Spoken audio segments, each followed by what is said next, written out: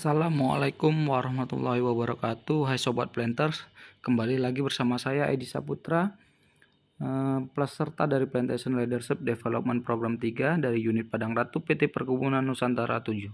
Baik, kali ini kita akan membahas tentang materi fungsional di perkebunan kelapa sawit yang akan terdiri dari beberapa submateri. Yang pertama kita akan membahas yaitu masalah tentang manajemen produksi tanaman kelapa sawit. Pembibitan. Pembibitan bertujuan untuk menghasilkan bibit yang berkualitas tinggi yang harus tersedia sesuai dengan kebutuhan tahapan penanaman. Untuk sistem pembibitan kelapa sawit ada dua. Yang pertama yaitu single stage dan yang kedua yaitu double stage. Titik kritis penanaman kelapa sawit. Yang pertama yaitu pancang dan jarak tanam. Yang kedua yaitu pengangkutan dan penyediaan bibit. Yang ketiga yaitu lubang tanam dan penanaman. Yang keempat penanaman LCC. Dan yang terakhir yaitu dokumentasi ataupun pencatatan penanaman. Sedangkan titik kritis perawatan TBM yaitu antara lain sensus, penyisipan, pengamatan pertumbuhan tanaman, kastrasi dan sanitasi, pemupukan, serta penyiapan fasilitas menjelang panen. Materi berikutnya yaitu tentang manajemen air. Air merupakan pembatas dalam produksi tanaman perkebunan. Perkebunan yang dikelola dengan baik mempunyai efisiensi dan produktivitas yang sangat tinggi. Kemudian sistem irigasi. Irigasi yaitu tindakan intervensi manusia untuk mengubah distribusi air dari sumbernya menurut ruang dan waktu, serta mengelola sebagian atau seluruh jumlah tersebut untuk menaikkan produksi tanaman. Ada 5 macam irigasi. Yang pertama yaitu menurut sumber airnya, yang kedua menurut cara pengambilan airnya, yang ketiga menurut cara pengalirannya, yang keempat cara aplikasinya, dan yang terakhir yaitu cara distribusi di lahan. Materi berikutnya yaitu tentang manajemen jalan dan jembatan.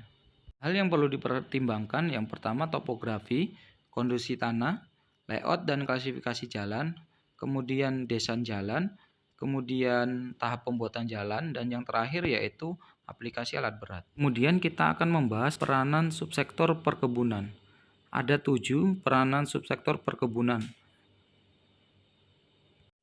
Untuk peluang industri perkebunan diantaranya yaitu sebagai sumber pangan, sebagai sumber energi, sebagai bahan baku industri, dan populasi manusia yang semakin bertambah.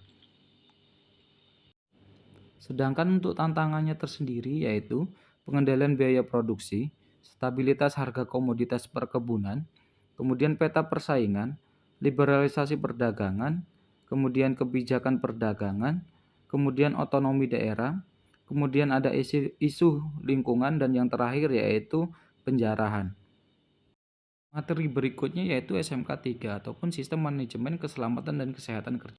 Untuk definisi K3 kita ambil dari Peraturan Pemerintah Nomor 50 Tahun 2012 yaitu segala kegiatan untuk menjamin dan melindungi keselamatan dan kesehatan tenaga kerja melalui upaya pencegahan kecelakaan kerja dan penyakit akibat kerja. Sedangkan definisi dari keselamatan dan kesehatan yaitu untuk keselamatan dapat diartikan sebagai kejadian yang tidak dikehendaki yang dapat menyebabkan korban jiwa ataupun harta. Sedangkan kesehatan dapat diartikan sebagai terhindarnya dari penyakit akibat dari kerja itu sendiri. Untuk sanksi pelanggaran SMK 3 yaitu berupa sanksi administratif, diantaranya yaitu teguran, peringatan tertulis, pembatasan kegiatan usaha, pembekuan kegiatan usaha, pembatalan persetujuan, pembatalan pendaftaran, penghentian sementara sebagai atau seluruh alat produksi, kemudian yaitu pencabutan izin atas hak usahanya. Materi terakhir yaitu tentang sistem manajemen mutu ataupun SMM.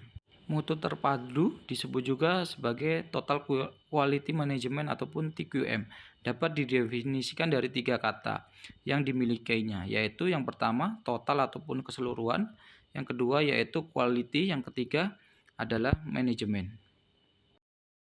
Untuk siklus PDCA sebagai dasar penerapan SMM.